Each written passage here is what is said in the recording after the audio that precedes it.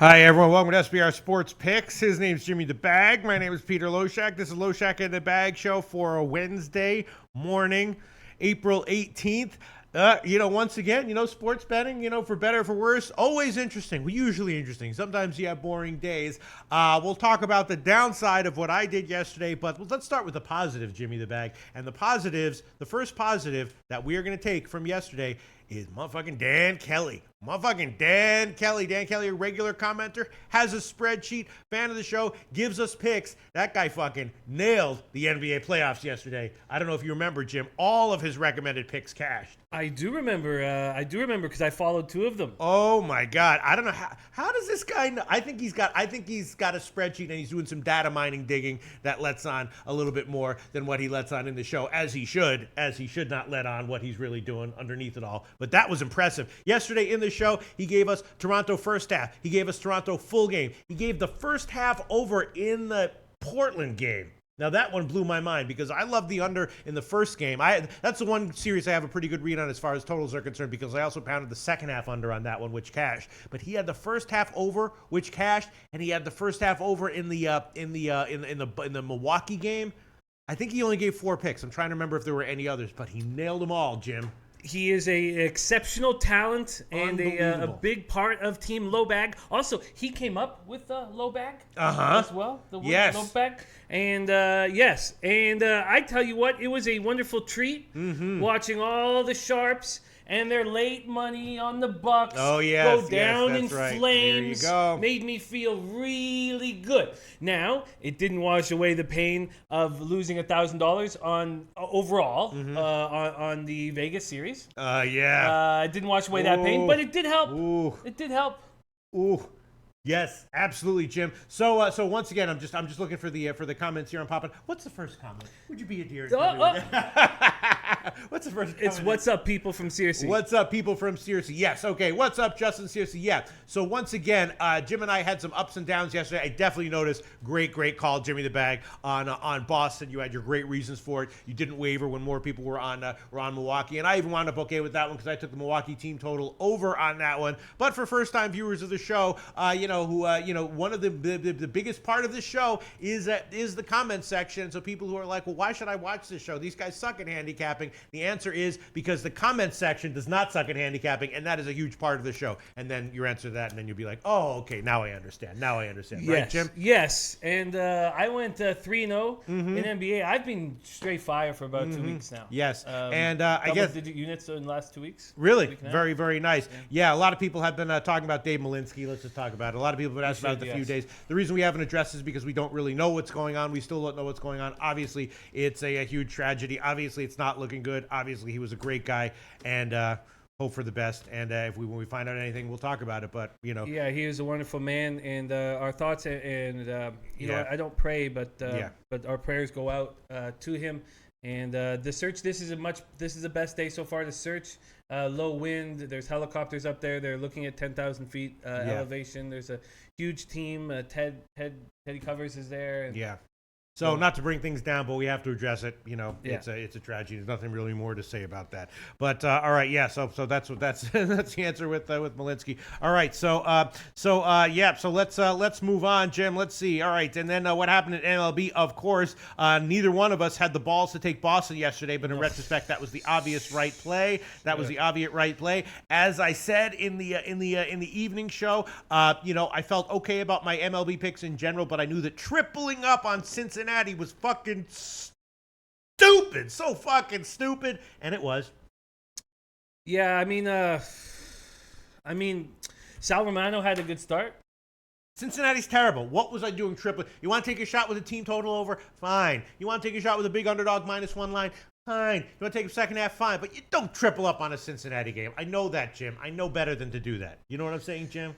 Yes, I do, and you will get it back. I think I will, but I got to be careful. And I did nail the Kluber game. I'm thinking I really got to stick to just LHFs. low-hanging fruits, because I'm down about 6 units now in the picks in this show, and that can balloon up to 30 before you know it. So I got to stick with LHFs. You know what I'm saying? Want to take a shot with Cincinnati? Fine. Tripling up on Cincinnati, not acceptable. The Kluber game was a good call, and I went with you on the Dodgers first 5 innings. I knew Wood was going to, or I strongly suspected Wood was going to have a good start, and that did happen. Great call on the overs in the White Sox and Oakland game. Although you did get bailed out, because the reason I wasn't on it was because I was like, Cahill might come in here and have a good first start, which he did. But of course, Gonzalez is so bad, and Oakland has such live bats that you got bailed out anyway, right, Jim? 48,000 fans. I thought there'd be 60,000. Yeah. 5-run first inning. The first inning over was low-hanging fruit. There was so much excitement in that stadium. But doubled up there. I had a tough morning, but ended up 4-3 in MLB. And things are going fine. 3-0 in NBA, 0-2 in NHL. Overall winning day, and that's all that matters. Yeah. Overall, And in NHL, I'm doing well overall in the NHL playoffs, but I did have a big losing day. Minnesota just shit the bed, didn't they, Jim? I don't know if you watched that game. I don't consider that really No? shitting the What bed. happened? I mean, they're playing a very tight checking style of hockey, and Winnipeg's a great hockey team, and losing 2-0 is not, to me, not shitting the bed. It's not an 8-1 shellacking. That's a tough series, and I've been staying away. Now I'm getting killed in the NHL playoffs so far, but still have confidence. Still think I'm seeing things okay. Very, very nervous about today's picks. Well, one of them especially. Mally Mal says, "What I told you beat LOL bounce back today, though." Yes, Mally Mal did say that. Richard West says, "I'm taking the Reds today, though. Recency bias." And I hope that Joseph Tucker says, "Pete, why didn't you listen to Mally Mal's capping advice?" Because I was being a fucking idiot. You know what I'm saying? That's why. Here's your answer, Joseph Tucker. Because I was being a stubborn, arrogant piece of shit, fucko idiot. Fucko. There's your answer. There's your answer, Joseph Tucker. But all we have to do is wait, 3 more days, and then we can bet on the Reds again? Yes. Mally Mal does say that the Reds win about once every 5 days, wins every 5th game, and Jansen Bonzone or Justin Searcy, one of those guys, was the guy who was not terribly impressed with that handicapping analysis by Mally Mal, and we'll see how it turns out for the Reds. Marcus Colon says the Reds suck. Mally Mal, great job. Here's Dan Kelly, Lecce low bag world. Dan Kelly, fucking impressive fucking calls on the NBA playoffs. I don't know how the hell did he know? Because here's the thing. It's like, everyone talks about how, the NBA playoffs is about adjustments. Now, why would you expect Toronto to roll yesterday? Why would you not expect the Wizards to make adjustments? I mean, I know that there's like internal strife. They don't have really good chemistry with Wall and everything, but why would you assume that Washington would not make adjustments in game 2? Why? I can answer that myself, but Dan Kelly should, he'll be much more poetic and better to explain that. For me, it's just depth. First off, we need to give a shout out to Teddy B. Says, Jimmy Loshak, show me love. Celtics team over 1K. And good thing Teddy B at 1K, because you know what? I love these guys, right? They become people that we care about so much. Here's my man Picasso, the Prophet, the real Chris Watson, great rapper, joining our show as well. But man, all I could think about yesterday was Parlay Poppy putting a K on that Rays first 5 under a half run, and God damn, I want us to be successful so bad, and I have a winning day, and all I can think is, fuck, did I just take $1,000 out of Parlay Poppy's fucking pocket? Yeah, there you go. Shout out to Teddy B, who had the Celtics team total over $1,000. That's a lot of money, Jimmy the Bag. That's very impressive, Teddy B. Yeah, I mean, in retrospect, the whole story of that game was just take overs. Both team totals hit on the over, but the first half over hit and the full game over soared over as well. So a nice job to anyone who had the overs. Teddy B put $1,000. That's balls there on the team total over. Oh, Miss J says you'll get it back today, fucko. That's nice. I appreciate that. The confidence. I very well might, Miss J. Shout out to Miss J. Love Miss J. Always has great comments. Miss J, that's good. Always has great comments. Fucko.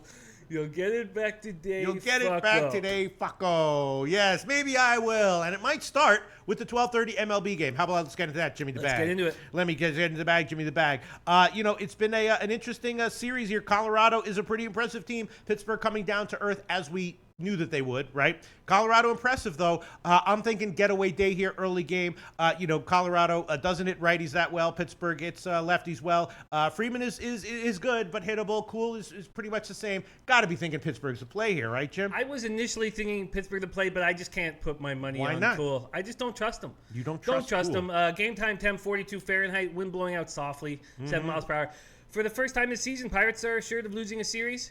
Rockies are now 9-4 on the road. Pirates have lost both games without Jay with Josh Harrison out of the lineup. He's a spark plug. He's a great baseball player. Can play all the positions all over the field. His replacements have gone 0-8. Cool, 5.74 ERA, 1.79 WHIP through 15 2/3, 13 Ks, 4 walks. I'm not putting my money on him. I have a lean towards the Pirates, but I decided I just don't have faith in them. Gave up a career high 11 hits to the Marlins last out. Now only one was for extra bases. Got ticky-tacked. Cool's 0-2 with a 5.73 ERA and 2 career starts against the Rockies. Freeland's got off to an okay start. I would rather have my money on Freeland, but you're right. Pirates 822 OPS versus lefties through 109 at-bats. 14 career starts on the road. Freeland's not been that good, but not that bad. 5.4, 4.64 ERA. I don't trust Cool. I would put my money on the Pirates, and I see better opportunities. Just like Elio says right there, stay away from Pitt. They're overvalued. All right, I should be my mantra up until at least the second half of the season should be low-hanging fruits only. And then the second half is when my leans start to get a lot better. Elio Rodriguez says stay away from Pitt. They are overvalued. Joe D says Cool better warm weather pitcher. Fade him now and tail later. That is what some pitchers do better in cold weather. Some pitchers do better in warm weather, and that is a real factor that can be that can have some good value. I'm trying Who to think. said that? Joe D. Cool, better warm weather pitcher. Fade him now and tail later. And who was it? I like that, Joe. Thank you. What the hell is that guy on KC? The guy who's so good. The starter on KC who's so Junis. I was reading that Junis is a guy who does well in the cold weather and worse in the warm weather, according to his own assessment. So those kinds of things are important to think about. You know what I'm saying, Jim? Yeah, very important, and thank you for that insight, Joe D. Joe D says Colorado is the play. They just might be. I'm going to stay off this game. Yeah, I was thinking about the under as well, but some interesting stuff coming in. Let's see. Justin Searcy, I was leaning Rockies myself. Mal leaning Pirates, guys. Okay. Vince Harlan likes the under. Taco Schofield says Pitt over. Gate Paskey says fade Pittsburgh. And Josef Tucker says found my blunt. There is a God. Nice. Josef Tucker, nice.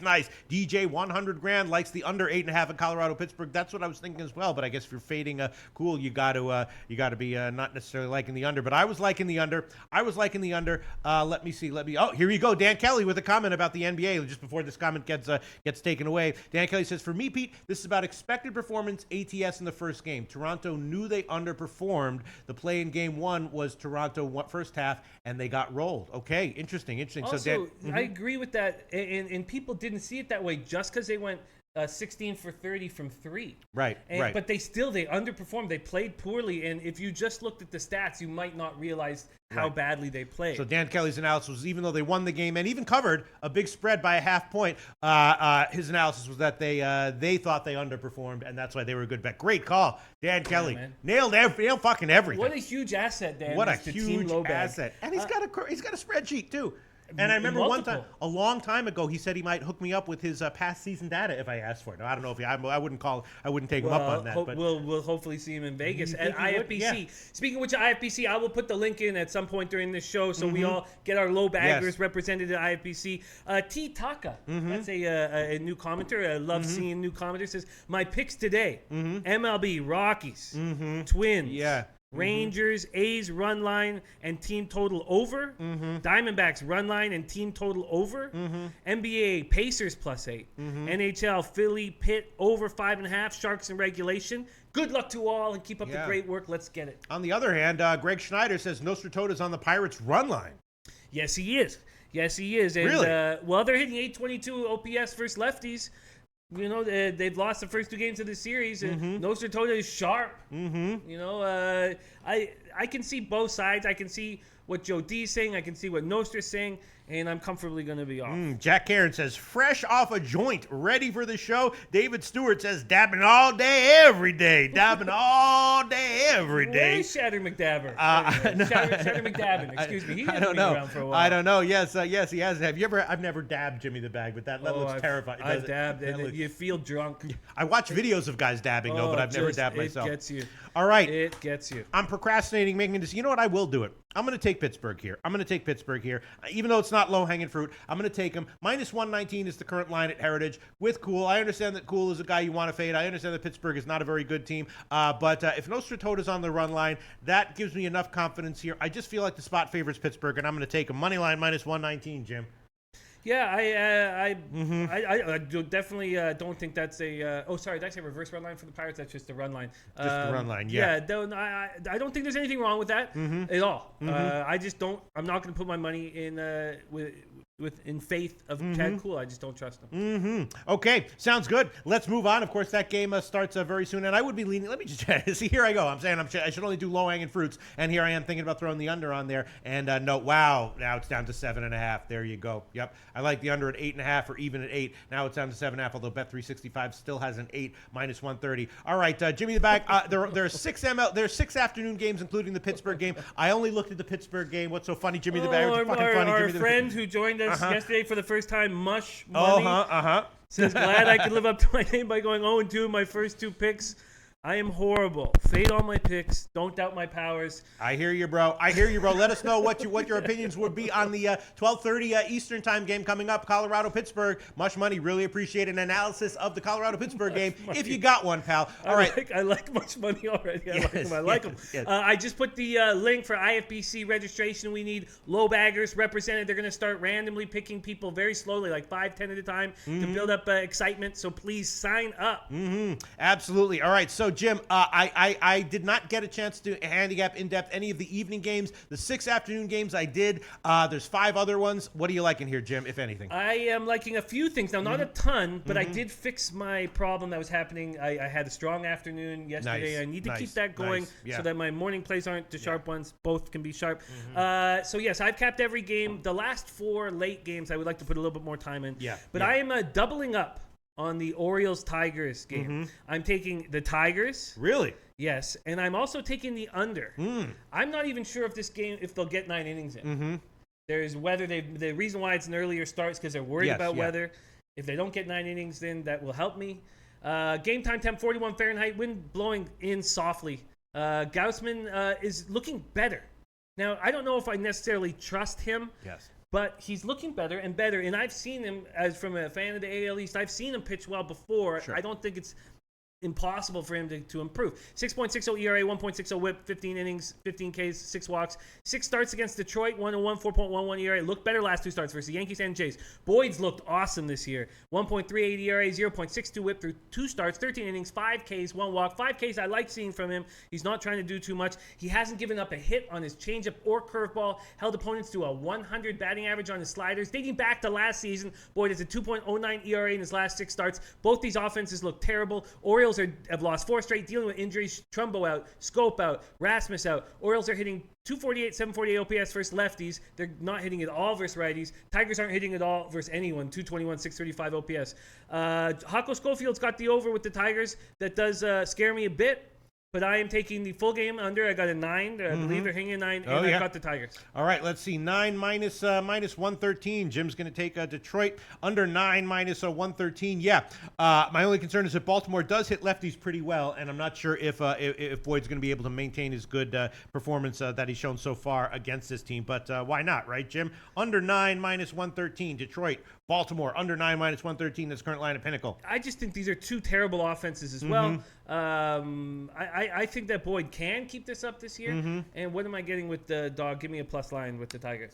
For the Tigers, see, I was thinking about taking maybe Baltimore first 5 innings. Let's see. Here we go. Plus 113 at the Greek. Jim's going to take Detroit money line plus 113 at the Greek. Dan Kelly, of course, says, I don't get it. The IFBC SBR people are going to pick registered people for what? No, I don't know exactly how they're going to decide who goes, and I believe it's mostly random. But there's only 100 spots available for IFBC. And last year when we did it in Costa Rica, this year there's overwhelming response. And they're already giving 50 of the spots to the SBR pros. And I want to make sure that we get as many of our low baggers in as possible. It's going to be like the Studio 54 of sports betting, Jim. It's going to be really fun. And I'm going to be the Steve, whatever that guy's name is. I can't remember his name. The guy outside going like, yes, you can come in. You look like a degenerate. No, you look too respectable. You cannot come in. All right, Jimmy the Bag. Let's see what we have here. We have a lot of comments coming in. Yes. There was a big injury for Philly. We'll get to that in the NHL segment, which we'll definitely we'll get into. Hold on one second. Let me see. Tom Reno says I'd lean under. The ball just doesn't travel at Comerica in cold weather. Body is pitching well. Who the hell is Body? Boyd. Boyd. Okay, right. Sorry. Yeah. I should have been able to figure it out for myself. All right. Yeah. Let's see. A lot of people talking about NBA and NHL playoffs, but let me see. Leo Rodriguez likes the under as well. I was leaning under as well. Other handicapping comments that I do want to get to. Kobe Valentine really likes Baltimore here. I was thinking about Baltimore first 5 innings, actually, and I might throw that one on there, even though I said I was only going to take low-hanging fruit picks from now on. Let me see. Zigzag Man likes the under on the Baltimore game. Joe D likes the Tigers money line plus 115, and Texas. We'll talk about that in a second. Let me see. Other comments. I just wanted to where the hell is it? Where the hell was it? Tomino says I think Colorado has some momentum here. Colorado's rebuilt bullpen has been solid. Yes, that is true. Colorado spent a lot of money on the offseason on their bullpen, and I think that is going to pay dividends, and that's one of the reasons why they've done so well on the road and why I think that might continue. It's just a spot here. I feel nervous about this, Jim. I definitely like Colorado, especially on the road, and a big reason of that is because of their bullpen. Yes, yes, and with the Coors Field fade, we're hoping to get to take Colorado on some of those plays and not just have to fade them all the time. Yes. And I'm looking. Someone said that to take. I'm looking for this comment. Someone said take Arizona until. Here you go, Christopher Kelly. I'm back low bag. Got your Arizona picks. Keep rolling with the Diamondbacks until the end of May. What do you think about that? A blind fade? If you can identify a team that's a good blind bet on or a blind fade until the first month or first couple months, that can be one of the most profitable things to do in MLB and not even do any microanalysis game by game. Ooh, Dan Kelly says, Pete, I just checked the Pittsburgh home plate ump, Jerry Davis. Big under guy. Yes. Have to do a better job with umps. Check them out sooner. Yeah, I know. I like the under on that one, and I was gonna think about giving it at 8, although it is still at 8 at minus 130. I might still give the under on that play. I would agree with you on the under in the Detroit game, Jim, and I would also be leaning Baltimore on the first 5 innings. What else are you liking, Jim, from the afternoon games, if anything? I believe that Faria will pitch well at home moving forward. And I know Cole Hamels has allowed 7 home runs this year. I don't expect that to continue, obviously, at that rate. I'm taking the first 5 under in this game. Again, really? It's sort of the same play I'm making on the Orioles. Tigers, 2 terrible offenses, decimated by injuries, and I think we can get through the first 5. Rangers are handling all their injuries pretty well. They've won 3 of 4. Same can't be said about the Rays. Continue to be depleted by injuries. Brad Miller, Kiermaier already on the disabled list. They just lost Matt Duffy. They've scored 2 or fewer runs 8 times in their 17 games. They're 0-8 in those contests. Hamels 1-2, 4.50 ERA, 1.55 WHIP, 23 Ks and 16 and a third, 7 walks. No pitcher in baseball has allowed more home runs. Hamels 1-1, 3.00 ERA against the Rays, allowing 1 run in 14 innings in his last 2 starts. Ferry was lit up in that second start of the season on the road, but he's looked good at home. I expect that to continue. He's gone 0-4 with a 5.80 ERA in his last 10 appearances. We saw how good he looked in that rookie year, 5-1, 2.67.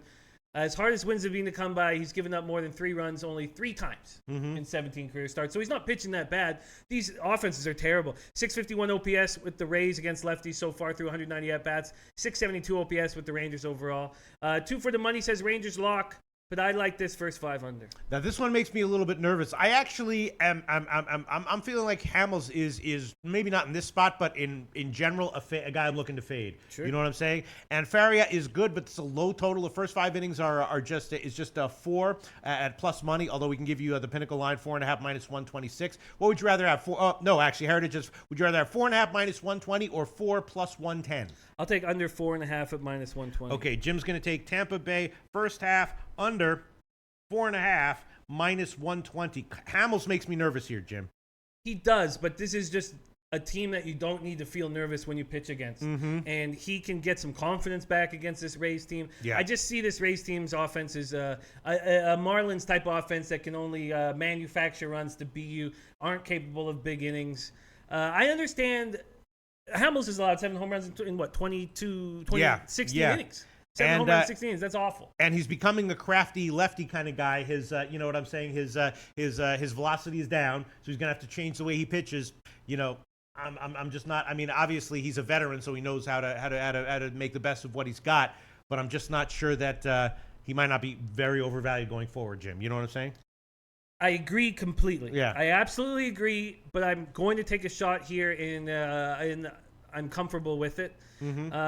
And yeah, I'm going to take a shot here. And All right. I like getting the 4.5. Arthur Mead Jr., one of our pals here, Loshak, says, good afternoon. Pete, Loshak, and Jimmy the Bag. Thank you for the Boston Celtics analysis. Mm-hmm. Also, thank you for the Oakland Athletics. Your show is number 1. Pete, can Jeff Cadillac cash? Maybe. Never say never. Absolutely never say never. I love Jeff Cadillac. I wish we could do that show again. Arthur Mead Jr. Shout out to Arthur Mead Jr. Awesome friggin' comment right there. All right. What else do you have for us? Here you go. Lou Scunn says Faria is a pussy eater. Nothing wrong with that. Nothing. Presumably, he's saying that he's not a believer in him on the mound. I think that's what he's saying here. Oh no, I think that means something totally different. All right, okay. Well, let's move on, Jimmy the Bag. Let's see what the hell is going on here. All right, what other picks you want to give, Jim? You know, I want to break down all of these games. The one play I will know that I am making is I am going to take a shot with the big underdog KC Royals today. I've watched Hap so closely, and I don't have a ton of faith in him moving forward, and I'm getting a huge line. Moustakas is the only guy hitting for the Royals, but he's hitting hard, 5 for 9 in the doubleheader yesterday with a homer.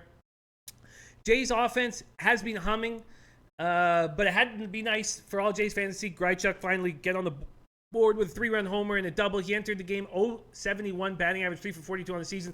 Devin Travis also went 3 for 5. He's hitting 140. The Jays are playing well. There's no doubt about it. They're handling the Donaldson and Morales injuries well. Kennedy's looked excellent. 1 ERA, 1.06 whip through 18 innings, 16 Ks, 4 walks.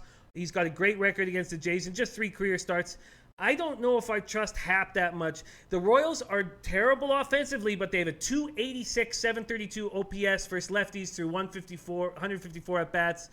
I just think. Oh, and Sasana says KC plus 180. It's just the big DJ Big Boss says great value with the Royals. Nice play. What about a shot with KC on the first 5 innings? I mean, Kennedy's been great. You got to assume he's going to regress in a major way at some point, but maybe not this game. What about the first 5 innings? I'm not heavy against this Royals bullpen. What would I get on the first 5 innings? The first 5 innings for KC. Let me just find it. Let me just find it here. Would be about where the hell is it? Would be about plus 170, maybe a little bit better at Pinnacle. And what do I get on a full game? Full game would be about plus 185. Yes, I'm going to take the Royals to win this game at plus 185. All right, money line, plus 185. I was also thinking about the over in Cincinnati-Milwaukee, Jim. I did jump on the over when it was 8.5, and now it's up to 9. I know that Cincinnati, I got burned betting them, to have a decent offensive game. They're coming off a shutout, but both these starting pitchers look like they can get hit. And I was thinking about first 5 innings over and the full game over. I did jump on the over when it was 8.5 on the overnight line, Jim. Yes, that play makes sense. As well as the Blue Jays offense has been humming, I don't trust them. I don't trust them. This is not an 11-5 team to me. Obviously, that's what their record states. That's what they are. But I'm very close to this ball club. And no, I was talking about the Brewers game. Oh, sorry. I thought you were talking about Royals, no, Cincinnati Brewers. Oh shit! Sorry, my fault. Yeah. I just moved on. Quick segue. Well, yes, I think fading Davies makes sense, and Molly's not been looking good. Yeah. Wind's blowing out strong, but it's 35 Fahrenheit at Milwaukee. Game time temp. I think in Milwaukee, the roof is closed. Oh, the roof is closed. Yeah, what am I talking about? Why did I even add that in? Roof is closed. You did get Yelich back. He's going to be a nice addition to this offense. But Molly, I think the over is nice. There's no 8.5. No, not anymore. I jumped on the 8.5 on the overnight, and I was thinking about the first 5 innings, although I'd have to take 5 there. Davies has a 6.75 ERA, 1.50 whip through 16 innings.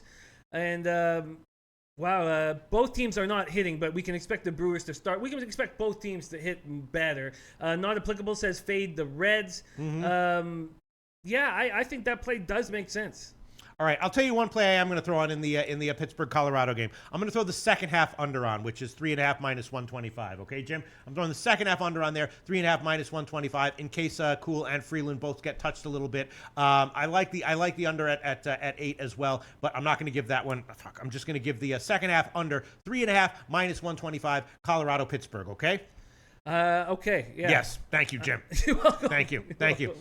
All right, so let me see. I'm just trying to make decisions here on the other games that I'm going to take here. Jim, you have given so far Detroit under 9, Detroit money line plus 113, KC money line plus 185, and the Tampa Bay first half under 4.5 minus 120. I've given Pittsburgh money line minus 119, and the Pittsburgh Colorado second half under 3.5 minus 125. Picks I'm thinking about are Baltimore on the first 5 innings, Cincinnati, Milwaukee first 5 over, and thinking maybe about KC on the first 5 innings. And now let's talk about White Sox and Oakland, Jim. Yes. Obviously, Fulmer has struggled a bit recently. Triggs has been better.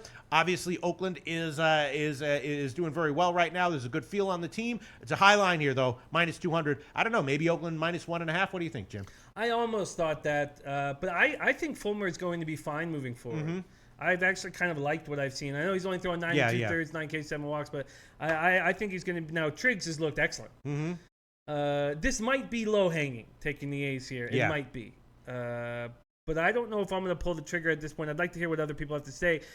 Triggs looking great. Hasn't allowed more than 2 runs in any of his 3 starts. White Sox offense sputtering. Managed just 5 singles on Monday and then that late solo home run. And then on Tuesday, 6 singles and a double and then a 2-run home run after his 10-0. They've averaged 1.8 runs in their last 8 games. And the A's, I'm high on the A's. You know that. I'm very high on the A's. But I don't know. I just think that's there's such big favorites here. I don't know what to do exactly. Let's see what anybody else has to say here. Normel says Oakland and hit this year. I was looking to bet on Oakland as well. Kobe Valentine says Oakland is 27-11, last 39 against AL Central. SJ Sharkarees likes Oakland minus 2.5. Let me see. Other people talking about the Twins game, which I'm not going to get to in this show. We'll get to it in the evening show. Let me see. Amaron Afavai Jr. says A's are hot, taking advantage of White Sox. Kobe Valentine says, I think Molly is bad. He's better than Davies, though. I think both get rocked, but I think Cincy squeaks it out 7-5 Cincy. Okay. I might go up. Dan Kelly says the ump in Milwaukee today is 0-4 this season, but it's traditionally more of an over-ump, so maybe he's due Jeff Kellogg. Yeah, I'm leaning over up on that one for sure. People are already talking about the Cavs. DJ Big Boss says I'm off the Reds game. Let me see. Hit money likes Oakland. Says take Oakland today. 7-1 last 8 against White Sox. Driggs pitching great this year. A's have the hottest offense in the bigs. Yeah. I'm looking at all this. All these comments here coming in. What will we get on the A's run line? Is it just like a plus? The A's run line? Yeah, I'm thinking it would be roughly close to even money. Let me find it. Oakland A's would be, yes, exactly even money. Plus 100. Yeah. Joe D said should have been telling Oakland all along. Now people catching up, line values down. It's just not enough for me. This fucking pen isn't working. I can't buy a break this week, Jimmy the Bag. You got a pen on you by any chance? I don't. Motherfucker. Fucking pen isn't fucking working. Jesus Christ. All right, Jimmy the Bag. I'm thinking about throwing on Baltimore on the first 5 innings. What do you think about that, Jim? Well, I'm against it. Yeah. You think Boyd's going to pitch well again? I do. I believe in Boyd. And you can see by his strikeout rating, I mean, he's not trying to do too much. He's just throwing within himself. He's just and I listened to his comments. They were very good. There you go. I got it. His comments were excellent. He was talking about just simplifying everything. Just trying to hit the glove, pick my spots. He's not ever he's never turning down any calls that the catcher's making. I got it. Thanks, Johan. Thanks very much. And then the Cincinnati-Milwaukee game, I'll take it. I'm going to take the first 5 innings over. First 5 over. I'd love to be getting 4.5, but I'm going to have to take 5 here, and I'm going to take 5 plus 100 at Intertops. First 5 innings over, 5 plus 100. I will take that one. And is that about it? Are we done for the afternoon games, Jim? Well, we also have that. the game in Puerto Rico. Yeah, start. That's a 7 o'clock Eastern time start. Okay, yeah. I've got. If you want to wait to do for those late shows. No, if you have a pick, lock it in right now, Jim. I don't. But I agree with what the chat's been talking about. I'm worried. I'm concerned about Barrios just being too amped up in this game. It's a huge start. Pitching less than 10 miles away from where he was born and raised. First native Puerto Rican to throw Major League pitch in his native land since Javier Vasquez with our beloved Expos in 2003. Barrios 2.18 ERA, 0.63 WHIP, and we just nailed his last start. Are you concerned about what he's going to do with this pressure? I mean, obviously we saw Lindor hit a home run under the pressure. So yeah. Yes, it definitely throws a monkey wrench into things. It's a little bit of an educated guess when it comes to what's most likely to happen. But yes. Sorry, I do have a play. My fault. And I might even I definitely have a play, and I might have two. I am taking the Mets this evening. Okay. I am taking the Mets at home. Game time temp 54 Fahrenheit, wind blowing out 10 miles per hour. Mets stranded 11 base runners in yesterday's 5-2 loss, 2 apiece, 6th, 7th, and 8th. Rourke, 3.50 ERA, 1.0 whip through 18 innings, but he's not a guy I trust that much. He's been very good against the Mets. He already faced the Mets once this year, and they touched him for 5 hits, 5 runs, 5 innings. Mats, 3.77 ERA, 1.19 whip through 14 and a third, 17 Ks. He has a 1.85 ERA in his career against the Nationals. And this Nationals team is getting destroyed by lefties. 186 average, 592 OPS versus lefties through just 113 at-bats. I think they don't get swept. And it's almost a pick 'em, I believe. Mets. Yes. Minus 104 at the Greek would be the best line. I like that a lot. No Applicable says, I looked at the Mets too. Wow. Brian Watson says power is out in Puerto Rico. Game may be canceled. Interesting. Hal Abraham says, no, Jimmy, fade the Mets. They're not hitting. 2 for the money says, yes, Mets. I like it. I like that spot. Okay. You want it? Minus 104? I do. I've locked it. All right. Jim's going to take minus 104. That's the current line at the Greek. Another play that I did want to give that I didn't get to. I'm going to take Texas on the second half, minus 125. Texas on the second half, minus 125. I'm just really loving to fade Tampa Bay right now. I'm just a little bit concerned about Faria. I think he's going to have a decent start here. And so I'm going to take Texas on the second half, minus 125. That's another play that I bet that I'm going to give here. And so you think that Oakland, God, I feel like I want to take Oakland here, Jim. I feel like I want to take him too. I just feel like the market's caught on. I think the market has, but I'm going to take a minus 1, okay? I know that a lot of people are going to say, don't do it, Pete, but I'm going to take this one. I'm going to try to make back some units, just minus 1. The money line part of that will be minus 198, and the run line part of that will be plus 100. Let me see. Yes, plus 100. So I'm going to take Oakland minus 1 as well. And I guess we can move on, Jim. Anything else you want to say? Yes. I just want to. I think I'm going to lock in the Braves tonight. I'm very likely to. I want to hear what you have to say and what Chad has to say. I still don't trust Velasquez, even though he's had 2 good starts in a row. And you were saying that, of course, he can't throw just 96-mile-an-hour fastballs all the time. Do you see him mixing pitches up? Is that why his last 2 starts have been better? That's one thing I was going to do my in-depth research in this afternoon, Jim. Velasquez only lasted 2 2/3 in his first start. This is a repeat matchup from the 3rd game of the season. He allowed 7 runs, only 4 were earned on 9 hits, including a double and a triple. Velasquez 3.52 ERA, 1.37 WHIP. He's been outstanding since that. In his career versus the Braves, Velasquez 3.77 ERAs look good. Struck out 28 and 2/3. I'm a McCarthy fan. I think he's a crafty veteran. 3.31 ERA, 1.29 WHIP. 3 starts. He's not allowed more than 3 runs. The Braves have won all 3 games he started. He's a veteran presence in that bullpen. They're all saying great things about him. 2.84 ERA in his career versus the Phillies. The Braves are hitting still well. 261, 762 OPS. Phillies 228, 710 OPS. I would like to take the Braves. Joe D says Braves minus 114 with a question mark. Should that be the play? What would I get for the Braves, and what do you think about it? The Braves, I have not looked into that game yet. That's an evening game, Jim, and the best line right now would be minus 105. Minus 105 at Bookmaker. Yes, I am going to take the Braves. Money line minus 105. That's the current line at Bookmaker, Jim. Perfect. All right. So is that it? Should we wrap this up for MLB? All right. So once again, we'll move on to an NHL in a second, but Jim is on the Mets money line, Atlanta money line, Tampa Bay first half under 4.5, Detroit under 9, Detroit money line, and the KC money line. And I have taken Oakland minus 1, Pittsburgh money line, Pittsburgh second half under 3.5, Milwaukee first half over 5 at plus 100, and Texas on the second half minus 125. All right. Hopefully all this will turn out okay for me, Jim.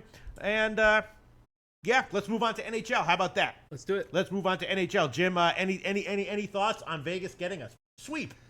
just extremely impressive. I was very, very wrong, and that'll happen. Just want to be right more times than you're wrong. And but man, respect to all you guys who trusted Vegas and won cash with them. It cost me a chunk of change. Thankfully, I'm up this week and last week marginally, but it's really hurt my pockets, and it hurt me yet again. Anyone back in Vegas has to be confident moving forward. There's no doubt this is a special hockey team. You got to think, though, I mean, the reason that they were able to sweep LA is because LA was just so deficient offensively, right? Yes. I mean, you got to think when there's a team that's, in the next round and then in the round after that, if they get by that one, teams that have, the speed that can match Vegas and the offensive prowess to overwhelm them, that's when things might start to fall apart, Jim, right? This team seemed making it through the 82 game season the way they did with just one short little ebb. It makes me really think that this is a team that can handle adversity, and even the high flying Sharks who are playing so well, they're not just going to run over no team in the NHL can run over this Vegas team, but they can lose a series. I don't know what to do. They really hit me in the old wallet. All right, so let's get into it. Pittsburgh and Philly. Of course, Philly did one game, but in general, Pitt is really dominating this series. And now there's a big injury for Philly, right, Jim? Although Hornquist is also out for the Penguins. That's a big loss for them, right? Not really. No, I mean it's a loss, but I mean nothing compared to the Couturier injury. I mean this guy playing 24 minutes a game, goal and 2 assists. You can play him heads up against Crosby all game long. He's a special talent, tough, accountable, can score. The Flyers have a very bright future with him as their number one centerman, and they're in big trouble without him. Giroux has to step up, and not having Couturier will make it tougher. Drew always seems to lose these matchups against Crosby. He scored 102 points in the regular season. He has 1 assist in the series, 2 goals in his last 16 postseason games. Flyers have to stop taking penalties, but it's easier said than done. Such an emotional series. Pens have number 1 power play in the league. They went 3 for 7 on the power play in Game 3. Crosby is playing like the best player in the world. Always turns it up against the Flyers. 30 points in 20 career games, 15 points in 9 playoff games. Matt Murray 9-1 in games after a Penguins loss. Yeah, the Hornquist injury isn't good. He's a tough competitor as well. But man, this is a Penguins team when they smell blood. They put their foot on the throat of the team they're playing, and I'm taking the Pens on the puck line. You are taking them. All right, let me find this one. I was thinking about taking the Pens -1 and also just taking them, trying to stack some units here. First period, second period. I feel like they're going to dominate most periods as well, Jim. Right? You've had the one bad night. You've had a great read on these period calls, so I would trust your gut, trust your instinct. All right, Jim's going to take Pittsburgh on the puck line. Wow, plus 206 at Pinnacle. Pittsburgh puck line plus 206. Nice line there, right, Jim? Yeah, it's a wonderful line. It's a great spot to be in. Now we've seen teams initially handle the loss of a key player very well. Yes. So when if we use Winnipeg as an example. When Scheifele went down, they moved Wheeler to center, and he was excellent. So now, is Giroux capable of moving over to center? He certainly has the skills to be able to do it. Whether or not they can against this Pens team that smells blood, I don't know. Do you think that Pittsburgh is going to – I mean, why did they lose game 2? Because they just came in and they were taking them a little bit for granted, or what? Well, it's just dangerous. Like, I'm telling you, the Sharks winning 8-1, that stuff is dangerous in hockey. You always see the team come back hard. To be honest with you, I almost didn't cap that game 2. I've seen it my whole life. These teams get embarrassed and they come back firing. They get some bounces. I almost didn't cap that game. What I should have done is taken the Flyers in game 2. Instead, I just left the game alone because I was so afraid. DJ Big Boss says the size theory has been wrong thus far. This is just about Vegas being a special team. The beating up your opponent every second day is a crucial thing in NHL playoffs. But yes, the Flyers are capable of handling it for a game, but I just don't know how you can not take this -1.5 at plus 206. It just seems very enticing. I mean, whatever happened in game 2, you think that could happen here? Because Pittsburgh's not without Couturier. Yeah, I think the Flyers could win 3-2 or something like that. But there's no pummeling this All right, I'm taking Pittsburgh -1, -140 on the money line, plus 206 on the puck line. Jim's taking Pittsburgh on the puck line, and I might add some period plays in here as well. Now let's move on to Tampa Bay, New Jersey. Jim, New Jersey got game 3. They did get a little bit of a lucky break with some penalties late on that game, though. You know what I'm saying? They're still at a disadvantage, even strength with Tampa Bay, right? They took 20 shots on Vasilevsky in that third period. Schneider was excellent. Yes. Made me very proud. Stopped 34, 36 shots. Taylor Hall's been the best player on the ice. I mean, the things that the Devils need to have happen to win are happening. It's very dangerous to give underdogs hope. Yeah. And that these Devils believe in themselves, and they're too young to know otherwise. Lightning power play's been deadly. 5-9 on this series. It's just very, very, very dangerous when you give this team hope. Callahan's going to miss game 3. He's questionable to go tonight. Tyler Johnson missed practice. I assume he's going to play, but you're giving this Devils team hope, and that's dangerous. After 3 straight super high-scoring games, Jim, is this maybe a shot? The total's up to 6.5. Maybe we see a lower-scoring game here? Wow, it's up to 6.5. What do you think about that, Jim? What do you get on the under? Just like -110 or something. Wow. What do you think? I think I need more time to think about it. But my initial instinct, I don't know. The Devils know they need to score to beat the Lightning. Unlike in the Minnesota-Winnipeg series, the Devils don't think they can just trap their way out of this, and they don't have the right makeup to do that. But wow, I love those 6.5s. I love them. Eric Swiatek says Schneider may have sparked this team. I'm cracking the plus 135 tonight. Wow. I get it. And I was very proud that you believed in our breakdowns more than I did, and that you took the Lightning last night. Yeah. I took New Jersey on the first period line, and I also took them on the money line as well. This one, I'm thinking maybe it might be a sneaky play on the under. And you know what? I am going to take that one. Now that it's 6.5, I'm going to take it. I'm going to take the New Jersey game under 6.5 -110. I mean, I know New Jersey, it's still a playoff game, though. You know what I'm saying? I think that might be a great play. I'm just going to need more time on it. I love that Schneider. They were all saying on the bench, that's the Schneider we remember. That's Corey we remember. Now, he tweaked his knee. I was watching the game. He tweaked his knee with about 18 minutes left in the third. He was struggling to get up a couple times. And that's the only thing that sort of concerns me, and I'm going to look into that today and see what people are saying about it. All right, I'm also going to throw on Pittsburgh Penguins on the second period -135. Second period -135. I'd love to take the second period over as well, but it's 1.5 -215, Jim. Jeez. Yeah. That's 1.5 -215 second period. That's wild. I don't wild. remember ever hearing one. Yes. So I'm taking Pittsburgh on the second period money line -135, and I'm taking the under in the New Jersey game 6.5 -110. Now let's move on to Nashville, Colorado. Colorado got a game as we suspected might happen because Nashville's playing with fire a little bit, letting Colorado get out to leads early and then coming back. 4-0 lead. Yeah. So now we have game 4. Colorado's about a plus 135 underdog, although bookmaker has plus 150. So the market is uncertain where to price this. And what do you think? Does Nashville rebound here, Jim? I don't know if they do. Avalanche, that was a gutsy win. Yeah. And now they're getting Girard back, it looks like.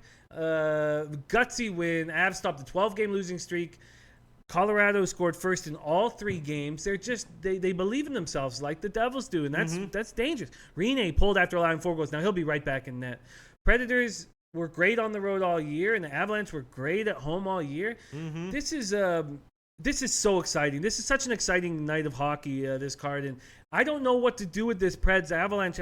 It's funny that I had the over in one of my few wins in the playoffs so far, and I'm not just going to fire on that again immediately. What is the line on the over right now? On the over for Colorado. Yeah. See, I was thinking about under here as well, except I'm just not. Bernier's in goal, right? I mean, it's just like Bernier's you in trust goal. him? Not at all. Not at all, right? Not whatsoever. Yeah, it's just 6. This is just a 6 at plus 102. Wow. Plus 102 on the over. On the under. On the under. Okay, Yeah. that makes more sense. I don't know. I'm going to need more time. I think that your under 6.5 might be extremely sharp in the Lightning Devils, and I'm going to look into it. Okay. Kilta Chimp says, I'm on the Avs again tonight. I'm going to need more time with this Predators-Avalanche. And it was Mohamed Joma who suggested that Nashville might be a little bit overvalued going into this series. I think it was Mohamed Joma. It was. Yeah. Oh, yeah. And Jimmy the Bag, at first you disagreed with him, but then when I quoted you prices for Nashville's futures odds, you begged off because you thought they were not good enough. Absolutely, yeah. And Joman knows what he's talking about. I just, I like this team. Yeah. Everyone knows I took them to win the Cup in the West very early in the season. And so I was a little defensive. Mm-hmm. But Joman knows what he's talking about. All right, Anaheim, San Jose. San Jose is up 3-0. They're poised to get a sweep here, right, Jim? We thought that no way that the Kings let themselves get swept in Game 4 last night. We got burned on that one. This is a little bit different because Anaheim is now on the road, and you're talking about a massive favorite line here for San Jose. First of all, I think I'm going to do it again. San Jose second period. I'm going to have to lay minus 160 now, but they just look like the better team, and I'm going to take the second period over 1.5 minus 145. Those are both lines at Heritage right now. Yes. Those Andrew McKinnon says, how are the Preds going to lose back-to-back games? Mm-hmm. Andrew McKinnon's from the Ice Guys. And that's a very valid statement from a very good hockey team. Just before I go on to the Ducks, the Gate Pass Key, a great hockey handicapper says Preds, Avs, tough spot, lean under. And then Jace Gum, another great capper, says under in Preds game. And not applicable says fade Jimmy. I haven't even said what I'm doing yet. Yes. All right. Let's see. Where is he? Where is it? No, maybe he doesn't necessarily mean fade you. Maybe he means fade whatever you said right when you were thinking about that, when you were making a point. No, because I hadn't even gone on to the Duck spot yet. All right. But you know what? Applicable, you can suck. All right. What do you think here? So a lot of people saying Sharks here. Not applicable says quack quack. Not applicable says time to duck off. Normel says they're quitters. Normel says Ducks will roll over. Listen, the Ducks made me a lot of money this year. Mm-hmm. Unlike not applicable, all my fucking records are up on the screen, and I'm 30 units up. Mm-hmm. So you can drink my sperm. Jimmy the Bag, what are you going to do on this game? The Ducks brought me to the dance. You're taking the Ducks? Of course I'm taking the Ducks. Wow, okay, all right. The Ducks brought me to the dance. Now maybe the Sharks are more beautiful and come over and try to entice me. And maybe this is just terrible capping. The Ducks have no excuses for how bad they played. We saw what happened when the Flyers were embarrassed. The Ducks were just embarrassed.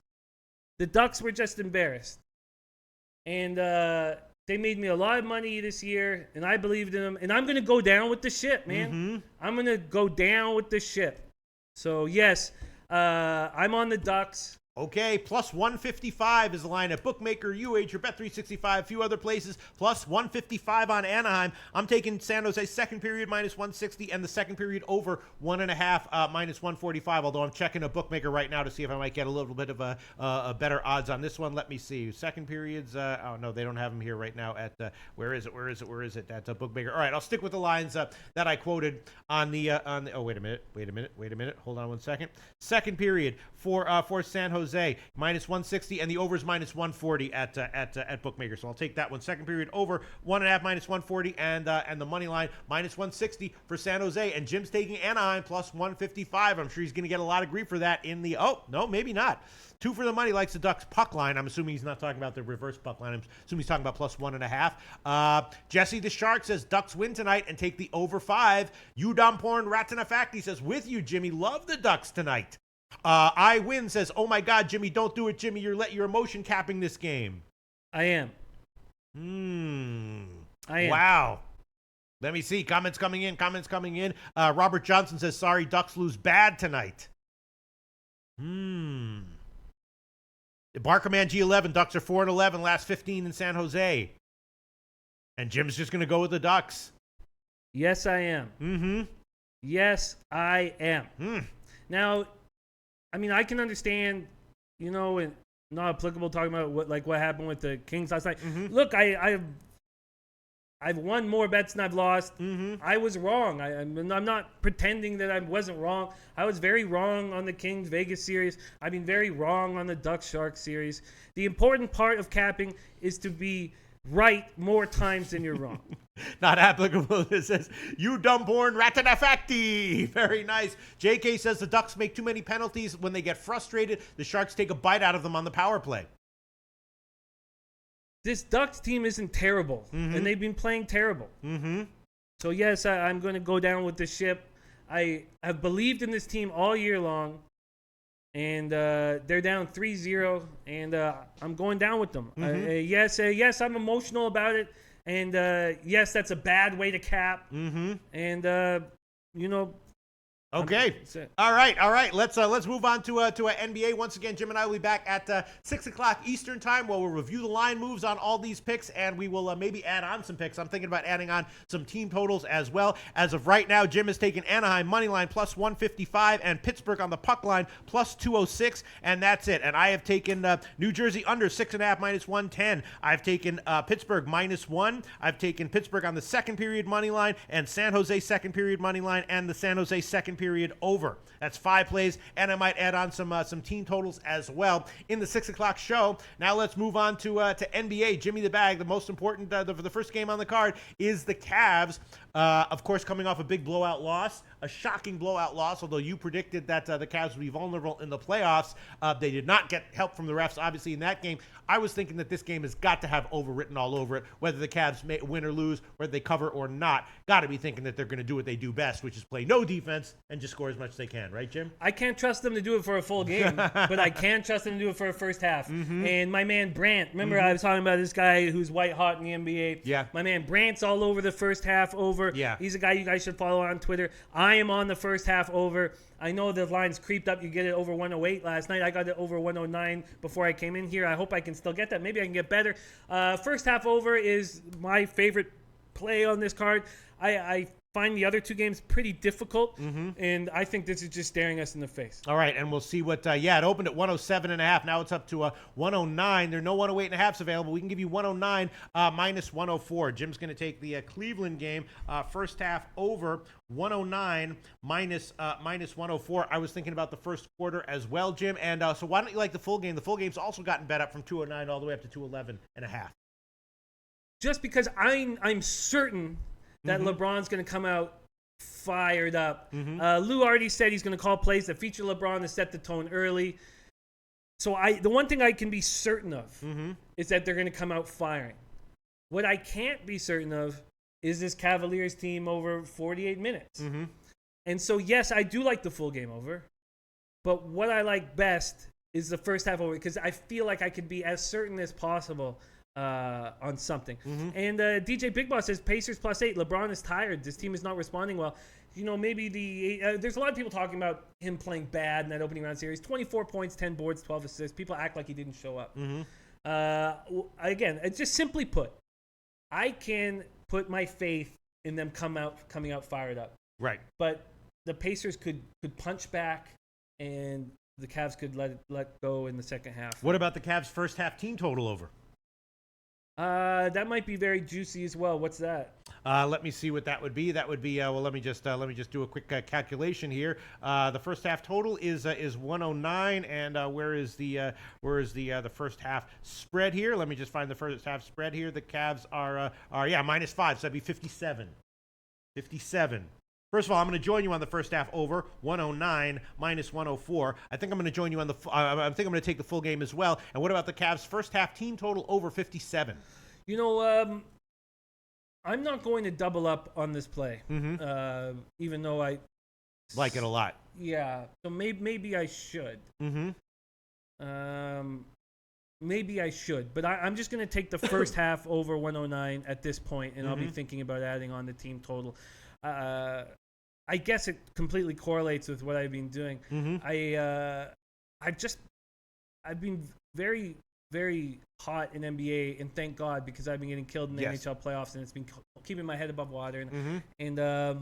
But you're right; it's perfectly correlated with the way I think it's going to go. All right, I'm going to take the first half over 109 minus 104. I'm also going to take the full game over at 211.5 minus 107. I jumped on that one when it opened at 209. Native Queen says Cavs first quarter and first half over. You know what? I find the first quarter over more appealing than the Cavs team total half over. What would I think? Thank you very much, Native Queen, for coming in. That's excellent. First quarter is 55.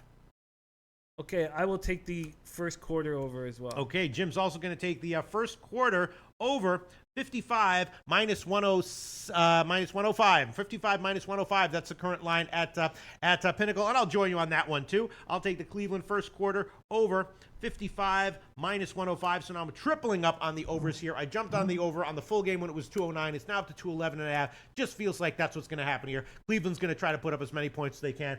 go back to not playing any defense, and Indiana will be able to score as well.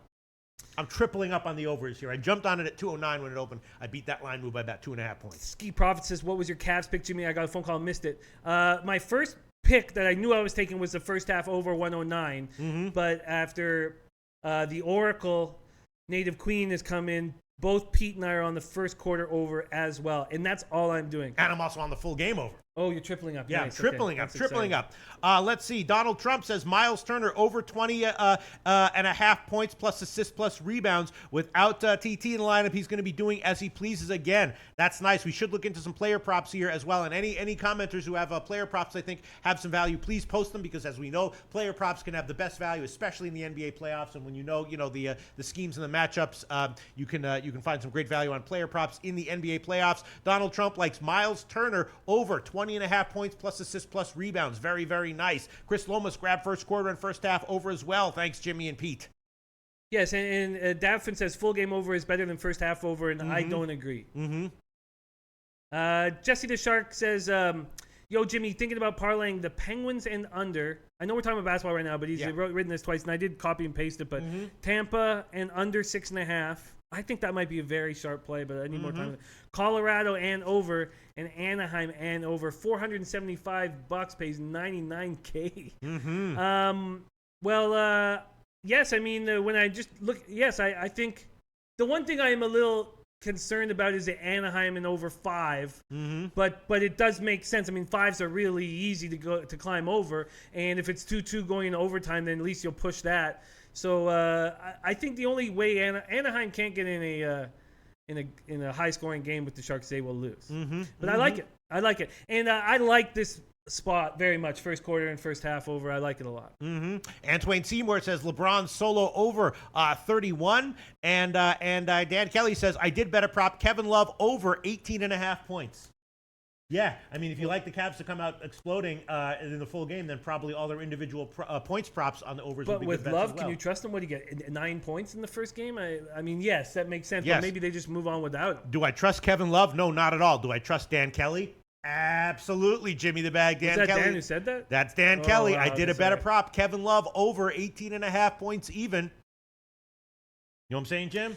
Yeah, well, yeah, I trust Dan Kelly a lot more than Kevin Love. Yes, absolutely. If a politician says there's weapons of mass destruction in a certain country, do I trust him? No. If Dan Kelly says it, do I trust him? Yes, I do, Jim. Yeah. Dan Kelly says a certain country has weapons of mass destruction. I'm believing it. I'm trusting him. Well, High Wind says Jimmy Pete Spurs first half plus a half for tomorrow is the play of the year. What is it?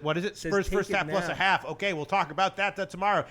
Antoine Seymour says the King will show up tonight. Okay, now let's talk about Utah and OKC. This is an interesting matchup. OKC seems like a kind of team that is built to do well in the playoffs, but the health of George is a big concern here, isn't it? Is it not? It's a huge concern, yes. But sorry, let me get to my notes. It's not just him that's hurt. I mean, Donovan Mitchell has the foot injury. Yes, a lot of injury concerns here that are not definite. Maybe we should wait to the 6 o'clock show to make any decisions on this game. Only if you're going to take OKC, because I listened to a Donovan Mitchell interview. He's like, I stubbed my toe, I'm fine, and it really looked like he wasn't like, listen, guys, I stubbed my toe. And he was like, it's a non-issue. I'm fine. And they didn't bring him back in, though. And so that leads you to think maybe that's not the case. But yeah, both players downplayed the severity of their injuries. Yeah. But I'd be much more uncomfortable with a hip injury rather than a stubbed toe. Rubio did not play well in his first playoff appearance, going 5 for 18 from the field. I don't know why he's trying to do this on Westbrook. He's got to let other people hit the points. Also, Steven Adams gave Gobert a ton of trouble. A lot of people talked about Steven Adams being the most important player on this Thunder team, and he proved it. He gave Gobert a ton of trouble, which surprised me. My lean is towards the Jazz in Game 2. But I think I'm going to need a little bit more time. My lean was a first half under, except the first half under is just 101 at Heritage. Other places have 100.5. It's a low total. I'm thinking this game might be a lot more modest scoring, and especially early on. I'm just not sure if I want to take a first half under on 100.5 because OKC does want to push the pace against Utah. Right? They do, yeah. Because they know they can outscore Utah if they do that. I'm just thinking that. But will they with Paul George aching? That's the big question. I don't know, Jim. I just don't know. Maybe a first quarter under on this one might also be worth a shot. Let's wait until the 6 o'clock show to make any decisions on this. How about that? Unless you want to lock something in now. No, I certainly don't. But you don't point Ratana fact. He likes Jazz money line. Not applicable. Says Utah bounce back tonight. DJ Big Boss, I'll take a shot with the over in the OKC Same with game. Melee Payless Way. Utah OKC full game over. And then Scotty Rock forever as OKC on the first half. Donald Trump says Mitchell's not going to be playing like he usually does if he's in. He's saying it's the worst pain he has ever tried to play through. But don't they have like 2-hour-long painkillers that make him feel like he's a superhero? Donald Trump. Nice to have Trump back. Yes, nice to have Trump back. Wow, I did not, because the stuff I read about it, he was saying he was fine. Well, I mean, probably he's just like doing the old shim sham shimmy when it comes to trying to get a psychological edge over the other team. You know what I'm saying? And even if he is in pain, I mean, it's 2018, Jim. I'm sure they can shoot him up with something that'll make him feel great for 2 hours, right? But will you be able to jump? Like, hell yeah! I don't know. Hell yeah! 2018, Jim. Modern motherfucking medicine, Jim. Combined with the Eastern philosophy on medicine. They can do anything with these players now. Seriously says over is a better play than the under in Utah. I don't know. All right, I'm going to pass on this one and let's move on. Okay. Yes, DJ Big Boss says the dope comes out in the playoffs. Absolutely. They shoot them up with everything, and they do Mr. Miyagi shit for the playoffs on these players. Houston and Minnesota. I like the under in the first game, and I cashed on that one. Houston got the win, but they did not get the cover. The question is the factors that caused them to not get a cover in the first game. Chris Paul playing shitty. And the outside shooting, is that likely to repeat here, or is that likely to improve? It was a very interesting game. To be honest with you, I sort of think all the Wolves are trying to do is defend the perimeter, and it worked. Now D'Antoni's going to come up with some sort of a game plan against it, but it worked. Now the rest of the starters went 2 for 15 from 3. They have to improve that a little bit. But Thibodeau just did a terrible job of getting Karl Anthony Towns involved. Just an atrocious job. The guy averages 14.3 shots per game, 21.3 points during the season. He scores 8 points on 9 shots. They have to do something different. But the Wolves played about as well as they can, especially defensively, which was lackluster at times, especially without Jimmy Butler. Wolves did have 5 players scoring double figures. Derrick Rose put up 16. Derrick Rose citing his 3rd highest total of the season. The Rockets won the paint battle 54-44. Capella went for 24 points, and that's the way the Rockets are going to probably move forward. I expect them to. They showed that they don't need to be 3-point dependent to win a basketball game. I'm not going to take the Rockets to cover double digits. Tom Marino says, I like Houston here. Houston shot horribly from 3-point range in the first game, but they should be in rhythm here. Anderson should be back, and Paul should play better. And is this not similar? I'd love to hear what Dan Kelly has to say, but because is this not? I mean, we're talking about a double-digit spread, but is this not similar to the Toronto game too? I mean, Toronto actually covered for their game 1. They won it. But they feel like they didn't play well. Houston definitely didn't play well in game 1, so maybe they come out here and get a big win. It's just hard to give Minnesota double digits, but maybe Houston is the play. Tom Reno certainly says it. It's just such a big spread. It's hard to trust. Trump says, I said it once, I'm going to say it again. Yeah. Harden and CP3 have one thing in common: postseason choke artists. Harden in particular. I actually laid Houston plus 140. For the chip, and I believe, meaning for the hedge. But I like this Rockets team, and the Timberwolves are a much better team than I think the Spurs are. Like, I think the Rockets are getting a much tougher challenge than the Warriors are getting. Goose likes the Rockets under 214.5 homeless lock. I mean, I like the under in the first game. I'm not sure about this one. Carlos Luders right after that says the over 214.5 is an easy play. Yeah, I don't know. The Timberwolves know that they have to shut down the 3, and by doing that, they almost stole game 1 on the road. So they're going to do the exact same thing. Scotty Rock Forever says Houston first half all day. That might be a play there, Jim. Houston first half might be the play, yeah. That Scotty Rock might be absolutely on it. That's, I'm going to make a note of that. I think Scotty Rock is, that's an excellent play. I've really enjoyed capping with Scotty Rock. Joe D says the over is the play for me. Rockets against Wolves. Wow. David Stewart also likes Houston first half -6. Again, Carlos Luders over 214.5. An easy play. Yeah, Bill Butler says Houston blows out Wolves. David Stewart says Rockets won first half by 7. I think they will do the same or better here. Wow. Jesse the Shark says Rockets don't cover anything over 9 all season. Minnesota different team with Jimmy Buckets. Take Minnesota plus 10.5 and under 214.5. Wow, so some strong opinions going back and forth on this one. Strong opinions on the under and the over. Strong opinions on Minnesota and Houston, although the strongest opinions on Houston seems to be on the first half, not the full game. High Gaming says Minnesota on the money line is a sneaky play. Joe D says over is a no-brainer. Might be. It might be. Underdog says, I agree, Jimmy. Rockets are solid. They can win everything. I agree. I think the Rockets can win everything. As of right now, I'm going to pass on this game, Jim. We will revisit it at 6 o'clock Eastern time. Any final thoughts on this game before we wrap this show up, Jim? You want to make a pick? You want to lock in a line? I am leaning, and I'm not going to make a pick yet, but I think Scotty Rock Forever made a very, very nice play there with the Rockets first half. And I've got the note here. I'm going to be looking over that this afternoon. Hit Money says Wolves win this game. Major Key Alert says Rockets are going to have a hard time covering. Books want you to take the Rockets points because best regular season, best team. Not saying they can't cover, but we'll need everyone to step up. Yeah. And Jada Cole says Moneyline Mini. DJ Big Boss says Timberwolves should be playing in the NIT of the NBA. Laughing my ass off. They're not that bad, are they? Are they that? How bad is Minnesota?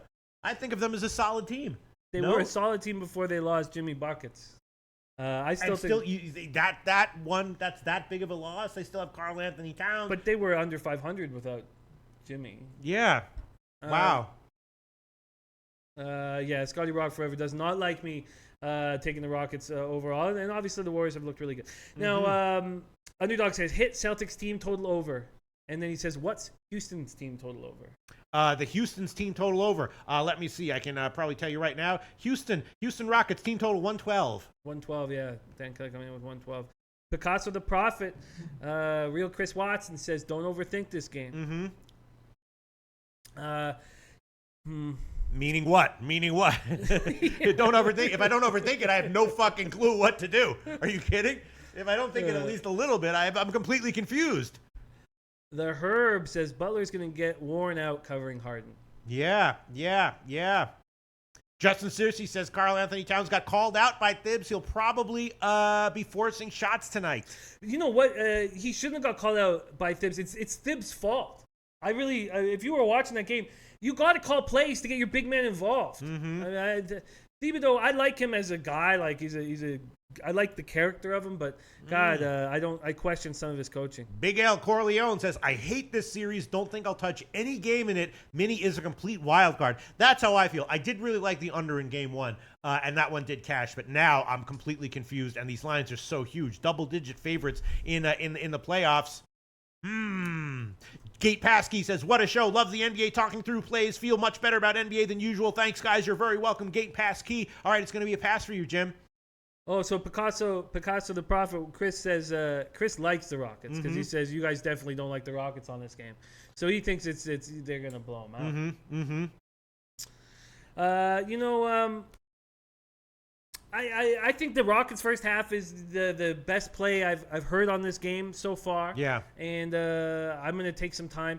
I expect the line to slightly. I expect some money to go on the Wolves plus 10.5. You would think, right? You would think. So I expect to get a slightly better first half line when we come back in the Yeah. We'll see. All right, so let's wrap it up, Jim. Yeah. All right, great show. Great comments from everyone. We're still figuring out what we think about all these NBA playoff games. We're going to do a lot more in-depth analysis in the 6 o'clock show, make some final decisions. As of right now, Jim, you just took, what did you do? You took Cleveland first quarter over and the first half over, right? Yes. And I took Cleveland first quarter over, first half over, and the full game over. And that's it for me. I'm tripling up on that one. And the other two games we'll analyze more in depth in the 6 o'clock show. Oh, so my fault about Chris Watson. Sorry, I was reading that wrong. So he does not like the Rockets. He thinks that the Timberwolves covering 10.5. Don't overthink it. They're easily going to cover double digits.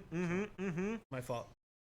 Okay, we'll be back at 6 o'clock. Thanks everyone for all your great comments, and we'll see you at 6.